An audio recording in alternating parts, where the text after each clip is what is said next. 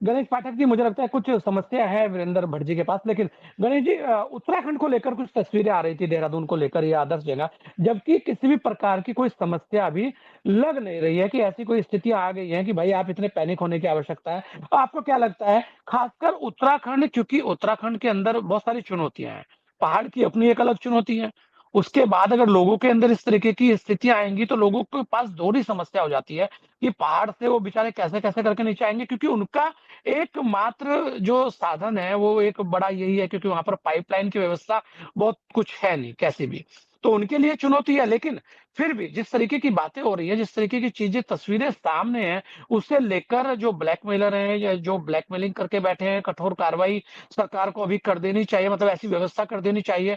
और लगातार जो एक टीम है उसका गठन कर कर ये देखा जाना चाहिए कि भाई कहीं पे भी आपूर्ति बाधित ना हो। गणेश पाठक जी, क्या लगता है जी संजय, आपको? जी संजय साहब, देखिए कि आपने जो बताया अभी तक जो बातें सामने आई है उसमें उसको उसके साथ थोड़ा सा उत्तराखंड का जो इकोलॉजिकल और जो ज्योग्राफिकल यहाँ की हम्म। संरचना है उसके साथ थोड़ा सा वो चीजें मेल नहीं खाते। देखिए कि मतलब युद्ध के 13वां दिन है और 3 दिन के भीतर में कुमाऊं और गढ़वाल में देहरादून में क्राइसिस शुरू हो गया है। वो रियल क्राइसिस है, वही ऐसा नहीं कि कहीं बनावटी क्राइसिस है या पहली का, ऐसा नहीं है। खासकर पुतिन गैस के मामले में बिल्कुल क्राइसिस शुरू हो गई है।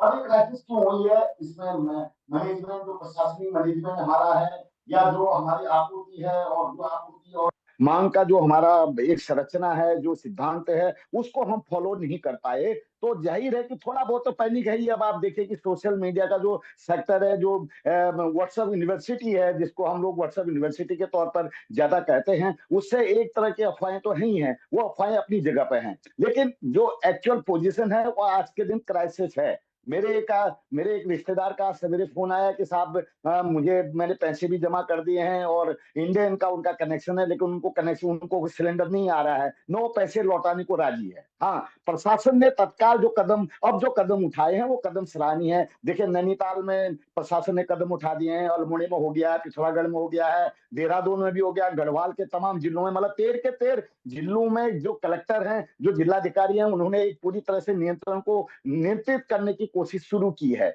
लेकिन अब इसमें 2-3 सवाल हैं। एक, सरकार भी कहीं ना कहीं चूक कर रही है। एक विधानसभा का सत्र चल रहा है गैरसैंण में, वो कह रहे हैं कि साहब हम लकड़ी की भी व्यवस्था भी कर रहे हैं। वो ठीक है, आप लकड़ी की व्यवस्था करिए, हम्म। व्यवस्था तो करनी होगी और बिना बिना व्यवस्था के नहीं चलेगा, लेकिन आप एक ऐसे समय में बात कर रहे हैं जिस समय में उस जो हवा है, जो पैनिक होने की जो स्थिति है, उसका एक कारक ये भी मिल जाता है। तो जाहिर है कि सरकार को भी बिल्कुल बहुत संभल के चलने की जरूरत है। और चूंकि यहाँ पर पाइपलाइन कहीं नहीं है, देखिए कि अन्य राज्यों में अगर हम दिल्ली की बात करें, उत्तर प्रदेश की बात करें या अन्य तमाम राज्यों की अगर हम बात करें, तो गैस पाइपलाइन से आ जाएगी, गैस की वो दिक्कत नहीं रहेगी। आज वो, अगर हम आज से अगर मतलब 20 साल 25 साल की पहले की बात करें, तो जो लकड़ी के चूल्हे होते थे घर गांव में भी चूल्हे नहीं है, क्योंकि जो हमारा जो प्रोडक्शन और है बिजली की वो अगर गणेश प्रोडक्शन पाठक जी निश्चित आप तौर देखें पर। तो आजकल तो इंडक्शन जो वो है चूल्हे वो बहुत सारे हैं, अभी उनकी डिमांड भी बढ़ गई है अचानक से। देखिए, हाँ, कहाँ एक दो बिकते मैं थे, उसी पर आ अभी रहा वो था। 100 100 जी जी, 200 बिकने मैं लगे हैं, ये भी कहा जा रहा है। मतलब ऐसा नहीं है कि ऑप्शन नहीं है, अब तो ऑप्शन बहुत सारे हैं, तो पैनिक की क्या आवश्यकता है भाई?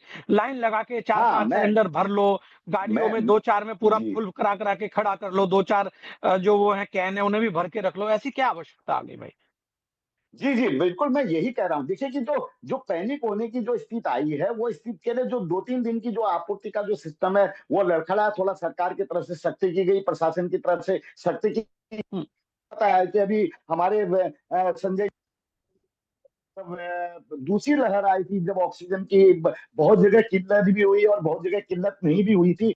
उसके उस जब आपने देखा होगा कि ऑक्सीजन को लेके कई लोग बेमौत मरे, और निश्चित तौर पर कि उनको ऑक्सीजन नहीं मिली। ऐसा नहीं कि वो ऑक्सीजन की सप्लाई हुआ क्या, कि मतलब ऑक्सीजन कहीं पे मिल रही है, कहीं पे बट रही है, कई लोग उसको अपने कमरों में, अपने घरों में इकट्ठा कर दे रहे हैं कि साहब नहीं, हमें भी अगर दिक्कत पड़ेगी, तो वही स्थिति यहाँ पे भी आई है। अब जाके थोड़ा सा हमें लगता है कि 2-3 दिन में स्थिति ऐसी रहेगी और 2-3 दिन के बाद स्थिति बदलेगी। लेकिन अब आप देखेंगे, अगर आप उसको वैसे तरीके से देखें, पूरे देश भर के तरीके से देखें, कि ईरान के रास्ते जो हमारे 27% करीब कुकिंग गैस वहां से आती है, जो डाटा हम लोगों को मिल रहे हैं, उनके उसके आधार पर यहाँ जो पहुंचे है। देखिए, हमारा हल्द्वानी जो है उसका जो सारा प्रोडक्शन है वो काशी हमारा लाल कुआं में होता है। कुमाऊं के लिए पूरा लाल कुआं एक प्रोडक्शन सेंटर है, जो आईओसी का, इंडियन ऑयल कारपोरेशन का है।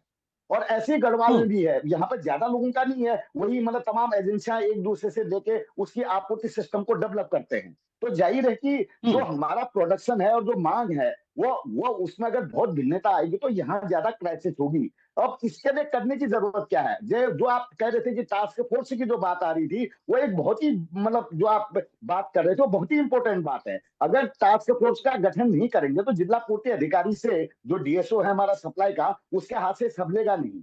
आप बिल्कुल टास्क फोर्स गठन की जरूरत होगी। और जो सरकार बहुत ज्यादा पैनिक कर, मतलब सरकार की तरफ से जो बयान आ रहे हैं, सरकार के मंत्री दे रहे हैं या तमाम सरकार के लोग दे रहे हैं, उनको बयानों से बचने की जरूरत है। और खासकर जो इंटेलेक्चुअल उनको वर्ग है, बयानों जो से बचने की मीडिया ज़रूरत है।